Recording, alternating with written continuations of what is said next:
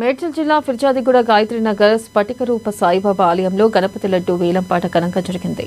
55 కిలోల భారీ లడ్డును వనచ 10,01,116 రూపాయలకు సొంతం చేసుకున్నారు.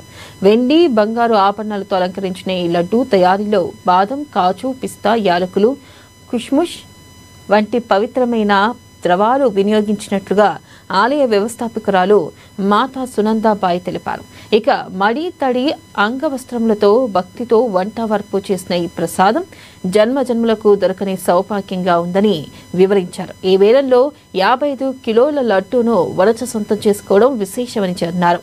అయితే ఈ కార్యక్రమంలో ఆలయ చైర్మన్ దర్గా దయాకర్, భక్తులు అధిక సంఖ్యలో పాల్గొని తమ భక్తిని చాటుకున్నారు. ఈ గణపతి ఆరాధన ఉత్సవాల్లో మనకు లడ్డూతో గణపతిని చేయడము ఎవ్వరికి ఎప్పుడు కూడా ఆలోచన రాలేదేమో, నాకు తెలీదు, వచ్చిందో తెలీదు. కానీ నాకు ఒక సంకల్పం అయితే జరిగింది. మానవులలో ఒక విషపూరితమైన ఆలోచనలు తీయడము ఒక లడ్డు. లేదన్నా మంచి శుభకార్యం ఉంటే మైసూర్ పాకు, జిలేబీ, జాంగ్రీ ఇవ్వము, ఫస్ట్ లడ్డూనే ఇస్తాము.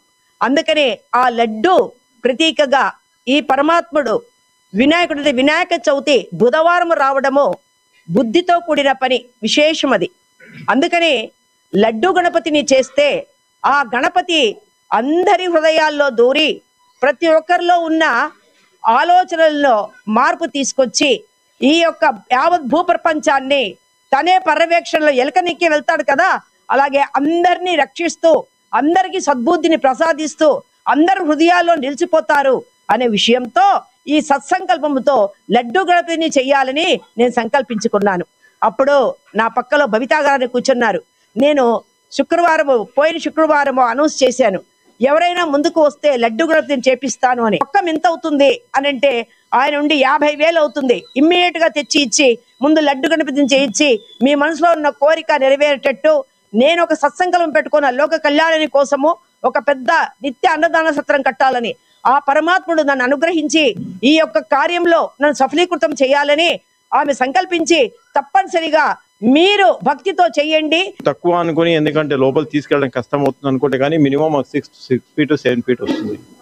వినాయకుడి యాక్చువల్గా ఎన్ని చోట్ల ఎన్ని విగ్రహాలు ఎక్కడ పెట్టినా కూడా ఈ దేవస్థానంలో విగ్రహం పెట్టిన తర్వాత పూజలు చేసిన తర్వాత ప్రతి ఒక్కరు ఒక వచ్చిన భక్తులు ఎంతమంది ఉన్నారో వాళ్ళు కూడా చాలా మంది ఒక రకంగా ఓ ఫీలింగ్ వస్తుంది వాళ్ళకు. ఇక్కడ వచ్చిన తర్వాత మనకు ఈ వినాయకుడు పూజ చేసుకున్న తర్వాత మనకు చాలా మంచి జరుగుతుందని చెప్పి ఒక ఫీలింగ్ వస్తుంది.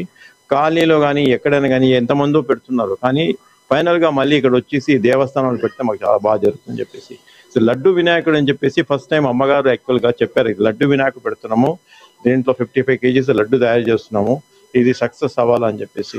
భక్తమశ్రీలకు నమస్కారాలు. మా గుడి ధర్మకర్త అయిన సునందాబాయికి, మా సెక్రటరీ గారికి, అందరికీ కూడా పేరు పేరు నమస్కారాలు. గణేష్ జీవనాలు అందరికి ఉండాలని, ఆయన ఆశీర్వాదాలు అందరికీ చల్లగా చూడాలని చెప్పని